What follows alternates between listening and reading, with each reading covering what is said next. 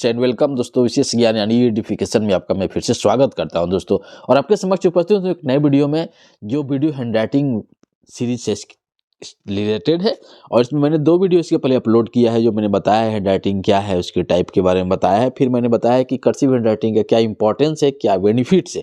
दोस्तों इस वीडियो में हम डिस्कस करने जा रहे हैं कि कुछ हमारे मन में मिथ होता है, यानी कि जो गलत धारणाएं बोले या कोई स्टोरी है जो क्या या हमारा बिलीफ है, जो हम जिसको मानते हैं कि यही सत्य है, और इसके बारे में आप कहीं से सुने हैं या कहीं से पढ़े हैं, चाहे आपको किसी न किसी फॉर्म में आपका ये बिलीफ बन गया है कि नहीं ये चीज़ सही है, जो कि एक्चुअल में सही नहीं है, उसको बोलते हैं मिथ अबाउट हैंडराइटिंग। के बारे में हम डिस्कस करेंगे, यानी कि मिथ जो गलत धारणाएं हैं जो हमारे ऑलरेडी दिमाग में बनी हुई हो, वो हैंडराइटिंग से रिलेटेड क्या है, उसी को इस वीडियो में डिस्कस करने जा रहा हूं मैं। अब आइए कुछ देखते हैं मिथ्स जो हैंडराइटिंग से रिलेटेड है। पहला अगर हम बात करें मिथ्स अबाउट हैंडराइटिंग, तो वो है कि गुड और बैड हैंडराइटिंग। देखिए हैंडराइटिंग को लोग बोलते हैं कि अच्छा है या खराब है, ऐसा नहीं है। हैंडराइटिंग जनरली 2 तरह का होता है, एक होता है लेजिबल, एक होता है एलिजिबल। लेजिबल का मतलब है कि रीडेबल, एलिजिबल का मतलब कि रीडे नॉट रीडेबल। जो आपका जो हैंडराइटिंग है पढ़ने लायक है उसको हम लेजिबल बोलते हैं, और जो पढ़ने लायक नहीं हो एलिजिबल होता है, इलेजिबल होता है। तो कहने का मतलब ये है कि हैंडराइटिंग ना बुरा होता है ना अच्छा होता है, क्या होता है लेजिबल और इलेजिबल होता है, यानी कि पढ़ने योग्य है या कि पढ़ने योग्य नहीं है। तो अगर कोई मानते हैं कि बैड गुड हैंडराइटिंग, तो अभी एक मिथ है, जो कि मिथ नहीं है। सच्चाई ये है कि आपका हैंडराइटिंग जो होना चाहिए क्या लेजिबल होना चाहिए, यानी कि पढ़ने के योग्य होना चाहिए। दूसरा मिथ क्या है हैंडराइटिंग से रिलेटेड? दूसरा मिथ ये है कि हैंडराइटिंग कैन बी कॉपीड। बोलते हैं कि हैंडराइटिंग को कॉपी किया जा सकता है, एक दूसरे को देख हम नकल कर सकते हैं कि ऐसा हैंडराइटिंग आप लिख सकते हैं, बना सकते हैं। लेकिन ऐसा नहीं है। हर व्यक्ति एक यूनिक है, हर का सोच, हर की माइंड, हर के काम करने के तौर तरीके अलग होते हैं, किसी लेवल पे एक नहीं होते हैं। उसी तरह से हमारा हैंडराइटिंग है, मानते हैं हैंडराइटिंग क्या है, हमारा फिंगरप्रिंट की तरह है। जैसे फिंगरप्रिंट को कॉपी नहीं किया जा सकता, उसी तरह हैंडराइटिंग को कॉपी नहीं किया जा सकता। अगर जो हैंडराइटिंग का एनालिसिस करते हैं वो देखकर बता देंगे कि एक्चुअल में हैंडराइटिंग की मैचिंग नहीं हो रही है। तो हैंडराइटिंग कैन बी कॉपी जो एक मिथ है, जो धारणा है गलत है, ऐसा नहीं है। अब हम तीसरी मिथ की बात करें, वो है no scientific way of writing, यानी कि लिखने के लिए कोई साइंटिफिक वैज्ञानिक तरीका नहीं है। ये हम ऐसा मानते हैं, लेकिन ऐसा है नहीं। आप 2 टर्म को सुने हुए होगा, एक होता है ग्राफोलॉजी, एक होता है ग्राफोथेरेपी। तो ग्राफोथेरेपी जो साइंस और आर्ट्स है, उसके माध्यम से हम अपने हैंडराइटिंग को सुधार के अपने पर्सनालिटी को, अपने बिहेवियर को हम चेंज कर सकते हैं। तो ऐसा नहीं है। राइटिंग जो है एक प्योर साइंटिफिक एंड जो हम आर्ट बोले इसका कम्बिनेशन है। ऐसा नहीं है कि कोई साइंटिफिक तौर तरीका हम यूज नहीं करते, साइंस से हमारा रिलेटेड नहीं है हैंडराइटिंग, ऐसा नहीं है।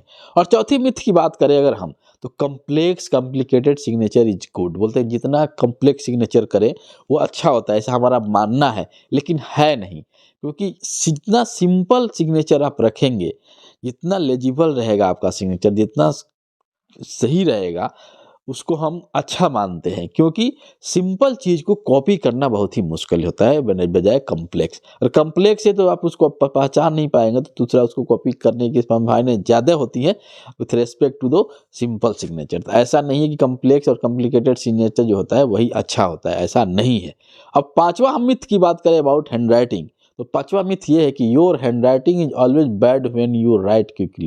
लोग बोलते हैं जल्दी लिखने पर क्या होता है, हैंडराइटिंग खराब होता है। ये चीज़ हमें सोचने की है कि हम जो लिखते हैं फास्ट, तो हम लिखने पे ध्यान नहीं देते, हमारा ध्यान कहाँ आता है, कंटेंट पे रहता है, हम क्या लिख रहे हैं। तो ऐसा नहीं है कि अगर आप फास्ट लिखिएगा तो आपका हैंडराइटिंग पुअर होगा, ये भी एक मिथ है। अगर हम छठा मिथ की बात करें हैंडराइटिंग से रिलेटेड, तो वो है strength is needed to write, मतलब बहुत ताकत चाहिए लिखने के लिए, ऐसा नहीं है। मैंने इसके पहले के वीडियो में डिस्कस किया है कि जो हैंडराइटिंग है या कर्सिव राइटिंग है, हमारे मोटर स्किल्स को इम्प्रूव करता है। तो हमें किस लेटर में कितना प्रेशर देना है, कैसे उसको होल्ड करना है, उसके लिए मिनिमम स्ट्रेचर नहीं है कि बहुत स्ट्रेंथ की जरूरत है। जिसके हाथ की उंगलियाँ और हाथ वो स्ट्रांग है वही अच्छा राइटिंग कर सकता है, जिसकी स्ट्रांग नहीं है उसको राइटिंग अच्छा नहीं कर सकता, ऐसा नहीं है। ये भी एक मिथ है, गलत धारणा है हमारे दिमाग में। अब बात करते हैं सातवां हैंडराइटिंग से रिलेटेड मिथ, जो कि you are too old to improve handwriting. बोलते हैं ना कि आप एज नहीं है हैंडराइटिंग इम्प्रूव करने का। देखिए किसी भी स्किल से रहते हैं, हाँ ये हम मानते हैं कि अगर आपका एज ज़्यादा है तो कोई भी नया स्किल डेवलप करने में आपको टाइम लगता है, सीखने में टाइम लगता है, जो कि एक फ्रेश ब्रेन जो यंगर लोग जितने फास्ट से बच्चे सीखते हैं आप उतना फास्ट नहीं सीखेंगे। लेकिन ऐसा नहीं है, आप सीखना जो है हमेशा ऑलवेज हमारे लॉन्ग लाइफ है, हम कभी भी कोई स्किल को डेवलप कर सकते हैं और डिपेंड करता है कि आप कितना मोटिवेट होकर उस स्किल को आप सीख रहे हैं।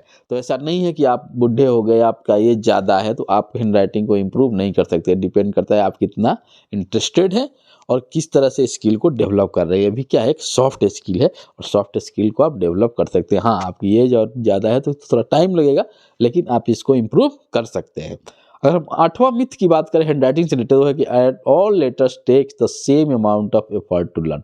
ऐसा नहीं है। जैसे सी है, जेड है, जी है, क्यू है, ये लेटर क्या है, ये थोड़ा यूनिक है। इनको लिखने और के लिए थोड़ा सा आपको ज़्यादा एफर्ट की ज़रूरत है, क्योंकि इसमें कैपिटल और स्मॉल लेटर में लोग कंफ्यूज होते हैं, उसमें गड़बड़ करते हैं। तो ऐसा नहीं है, हर लेटर इक्वल नहीं है, कुछ लेटर में आपको ज़्यादा फोकस होने की ज़रूरत है और उसे इम्प्रूव करने के लिए ज़्यादा टाइम देने की ज़रूरत है। तो ये भी एक गलत मिथ है जो हमारे साथ बना हुआ है। अब 9th हम हैंडराइटिंग से रिलेटेड मिथ की बात करें, वो है the length of a pen pencil makes a real difference of handwriting. जब हम ग्राफोलॉजी का डिस्कस करेंगे अपकमिंग वीडियो में, उसमें हम डिटेल में जाएंगे कि क्या है। ऐसे मैं बता देना चाहता हूँ कि जो पेन का जो है लेंथ है ना, ये हमारे हैंडराइटिंग पे इफेक्ट नहीं पड़ता है। इससे हमारा हैंडराइटिंग पे किससे पड़ता है, हमारे ग्रिप कितना विड्थ है पेन का, वो आपके हैंडराइटिंग पे फर्क पड़ता है उससे। कि आपकी उंगली का देखिए हर आदमी का उंगली जो होता है उसका अलग डिजाइन होता है और उंगली के डिजाइन पर आपका डिपेंड करता है कि किस तरह के ग्रिप आपके लिए सुटेबल होगा।